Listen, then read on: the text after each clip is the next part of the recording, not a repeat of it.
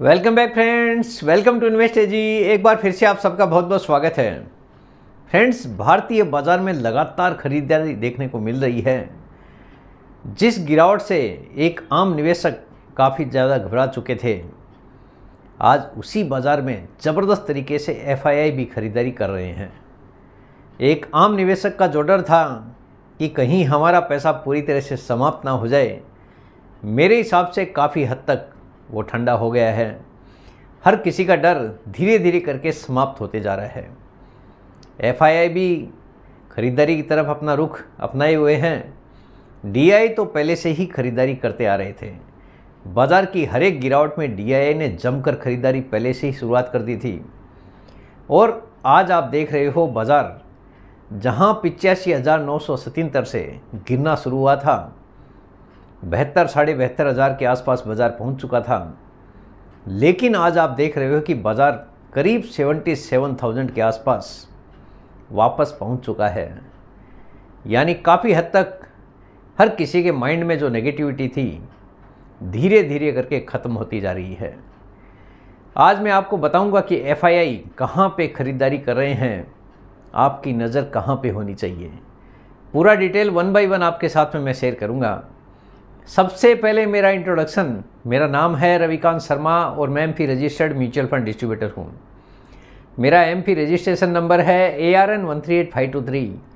Employ unique ID number दिया है EUIN E234641। तो फ्रेंड्स, आप देख सकते हैं आज का जो मेरा मेन टॉपिक है, यहाँ कर रहे हैं एफआईआई खरीदारी। क्या है अवसर, आपको ये देखना है कि आपके लिए भी क्या यहाँ पे अवसर है। देखिए, शानदार खरीदारी के दम पर भारतीय बाजार 77,000 के आसपास पहुंच चुका है। जिस किसी को गिरावट में डर लगता था, धीरे धीरे मुझे लगता है एक आम निवेशक ने भी खरीदारी शुरू कर दी है। कल तक हर किसी निवेशक के मन में डर था कि बाज़ार की कोई लिमिट नहीं है, कहां तक जा सकता है। एफआईआई भी बेच रहे हैं लगातार, और लगातार डे बाय डे कोई न कोई नेगेटिव खबर बाज़ार के लिए आ रही थी। और काफ़ी ज़्यादा मार्केटिंग भी होती है। जब बाज़ार गिरता है तो एक आम निवेशक के मन में सबसे ज़्यादा डर और भय पैदा हो जाता है, और ये डर और भय ही एक आम निवेशक को निवेश करने से रोकने के लिए काफ़ी होता है। यानी जिस किसी के मन में डर नहीं था, उसने लगातार यहाँ पे ख़रीदारी की है। हर एक गिरावट में मौका समझकर चौका भी मारा है। तो आज भी बाज़ार में रिकवरी देखने को मिल रही है। जिस हिसाब से लगातार खरीदारी देखी जा रही है, तो रिकवरी का आना स्वाभाविक है। लेकिन एफआईआई जो कल तक नेगेटिव थे भारतीय बाज़ार पे, धीरे धीरे करके एक पॉजिटिव रुख उनके भी माइंड में आने लग गया है। उनको भी दिखने लग गया है कि भारत में किस हिसाब से ग्रोथ आ सकती है। भारतीय बाज़ार लगातार नई ऊंचाई छूता हुआ दिखाई दे रहा है। देखिए, अमाउंट इन करोड्स, ये जो अमाउंट मैं आपको दिखाऊंगा एक करोड्स में है। एफआईआई सेलिंग सेक्टर वाइज देखिए एफआईआई ने कहाँ पर माल बेचा था, उसका कुछ डिटेल आपके सामने है। फिर आगे दिखाऊंगा एफआईआई खरीद किधर रहे हैं। देखिए, सेक्टर वाइज आपके सामने है कि एफएमसीजी सेक्टर में 1 से लेके 15 फरवरी के बीच में 2,568 करोड़ की बिकवाली की थी, और 16 फरवरी से लेकर 28 फरवरी तक 4,336 करोड़ की बिकवाली की थी। और मार्च में 1 मार्च से लेकर 15 मार्च तक 5,106 करोड़ की बिकवाली की थी। यानी लगातार यहाँ पे एफआईआई ने माल बेचा है। आईटी सेक्टर में आप देख लीजिए एफआईआई पॉजिटिव थे, लेकिन लास्ट आप देख रहे हो लास्ट कॉलम में 1 मार्च से लेकर 15 मार्च तक एफआईआई ने आईटी में भी 6,934 करोड़ की भारी भरकम बिकवाली की है। जहां पे पॉजिटिविटी बनी थी बाज़ार की गिरावट के बावजूद भी, अभी एफआईआई ने वहां पे भी सेलिंग शुरू कर दी है। इसीलिए यहां पे बड़ी गिरावट भी हुई है लास्ट के कुछ दिनों में। 112 करोड़ का माल खरीदा था 1 से लेकर 15 फरवरी तक आईटी में। 16 से लेकर 28 फरवरी तक 693 करोड़ की खरीदारी। लेकिन उसके बाद में सारी खरीदारी तो छोड़िए, बिकवाली हावी हो गई 6,934 करोड़ की भारी भरकम बिकवाली 1 मार्च से लेकर 15 मार्च तक आईटी में। ऑटो सेक्टर में देखिए 3,279 करोड़ की बिकवाली की थी 1 फरवरी से लेकर 15 फरवरी तक। 16 फरवरी से लेकर 28 फरवरी के बीच में 690 करोड़ की बिकवाली हुई है।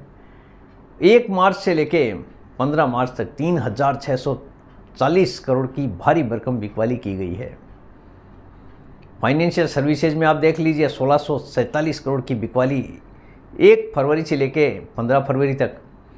16 फरवरी से लेके 28 फरवरी तक 5,344 करोड़ की बिकवाली हुई है और 1 मार्च से लेके 15 मार्च तक 3,311 करोड़ की भारी भरकम बिकवाली हुई है। हेल्थ सेक्टर में आप देखिए 2,996 करोड़ की बिकवाली 1 से लेके 15 फरवरी तक। 16 फरवरी से लेके 28 फरवरी तक 1,534 करोड़ की खरीदारी हुई थी यहाँ पे, तो बाज़ार में मूवमेंट भी था इस समय पे। और 2,049 करोड़ की बिकवाली हुई है 1 से लेके 15 मार्च तक। कैपिटल गुड्स में आप देखिए 1,258 करोड़ की भारी भरकम बिकवाली है 1 फरवरी से लेके 15 फरवरी तक। 16 फरवरी से लेके 28 फरवरी तक 3,206 करोड़ की बिकवाली और 1,912 करोड़ की बिकवाली हुई है 1 मार्च से लेके 15 मार्च तक। कंज्यूमर सर्विसेज में आप देखिए 595 करोड़ की सेलिंग 1 से लेके 15 फरवरी तक। 16 फरवरी से लेके 28 फरवरी तक 2,262 करोड़ की सेलिंग और 1,900 करोड़ की सेलिंग की गई है 1 मार्च से लेके 15 मार्च तक। पावर सेक्टर में आप देखिए 1,234 करोड़ की बिकवाली है 1 से लेके 15 फरवरी तक। 16 फरवरी से लेके 28 फरवरी तक 1,852 करोड़ की सेलिंग है। 1,867 करोड़ की सेलिंग की गई है 1 से लेके 15 मार्च तक। यानी हर एक सेक्टर में आप देखोगे तो भारी भरकम बिकवाली हुई है। इसी कारण भारतीय बाजार में बड़ी गिरावट देखने को मिली थी लास्ट के कुछ महीनों में।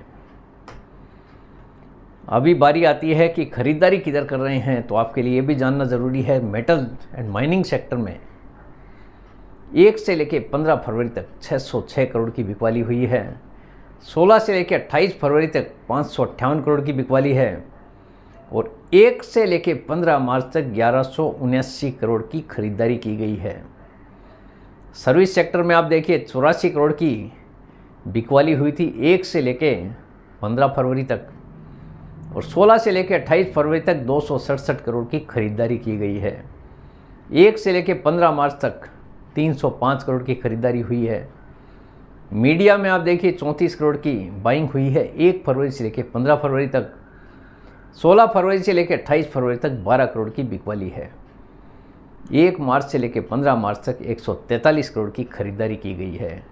तो इस हिसाब से पूरा का पूरा डेटा मैंने आपके साथ में शेयर किया है, किस हिसाब से कौन से सेक्टर में FII बुलिश है, कौन से सेक्टर में सेलिंग कर रहे हैं। लेकिन आज आप देख रहे हो चौतरफा खरीदारी देखने को मिल रही है, हर एक सेक्टर में हरियाली देखने को मिल रही है। यानी जो कल तक नेगेटिव थे आज वो ऐसा लग रहा है कि सब कुछ पॉजिटिव हो चुका है। ये जो भी डेटा मैंने लिया है NSDL के सोर्स से लिया है। एक और डेटा आपके सामने है भी NSE के सोर्स से लिया है। यहाँ पे आप देखिए DI की खरीदारी 20 मार्च की, 20 मार्च 2025 बाई वैल्यू है 11,784.06 करोड़।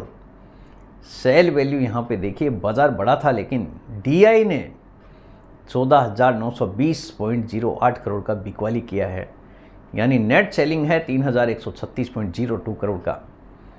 यानी जब बाज़ार गिरता है तो DI काफ़ी ज़्यादा खरीदते हैं, लेकिन बाज़ार बड़ा है तो DI ने सेलिंग की है। FII ने आप देखिए 20 मार्च का 16,328.06 करोड़ का बाई वैल्यू है। सेल वैल्यू आप देखिए 13,088 करोड़, 88.92 करोड़। यानी नेट बाइंग है 3,239.14 करोड़ का। जो कल तक नेगेटिव थे FII भी पॉजिटिविटी की तरफ कन्वर्ट हो चुके हैं। यानी सेंटिमेंट का असर है, आप कितने दिन माल बेचोगे, धीरे धीरे करके यहाँ पे ख़रीदारी FII भी करने लग गए हैं। ये भारतीय बाज़ार के लिए काफ़ी अच्छी खबर है जिस पे हम सबकी नज़र होनी चाहिए। यानी महंगे में माल उन्होंने अपने हिसाब से बेचा है, बाज़ार गिर चुका है तो ख़रीदारी की तरफ उनका रुख धीरे धीरे करके लौटने लग गया है। तो एक आम निवेशक को ये सब चीज़ें देखना ज़रूरी है। यानी कोई भी अगर आप निवेश करते हैं तो इसीलिए आपके पास में पेशेंस होना ज़रूरी है। भले ही यहाँ पे कोई गारंटेड रिटर्न नहीं होता है, लेकिन प्राय ये देखा गया है जिस किसी ने यहाँ पे पेशेंस रखा है बड़ा पैसा बनाया भी है।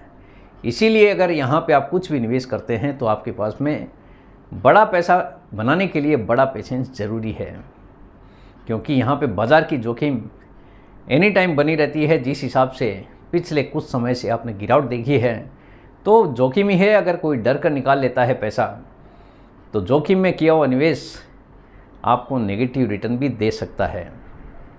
इसीलिए कोई भी अगर निवेश करना है तो कम से कम 5 साल का पेशेंस ज़रूरी है। बाज़ार के हिसाब से ही यहाँ पे रिटर्न बनता है।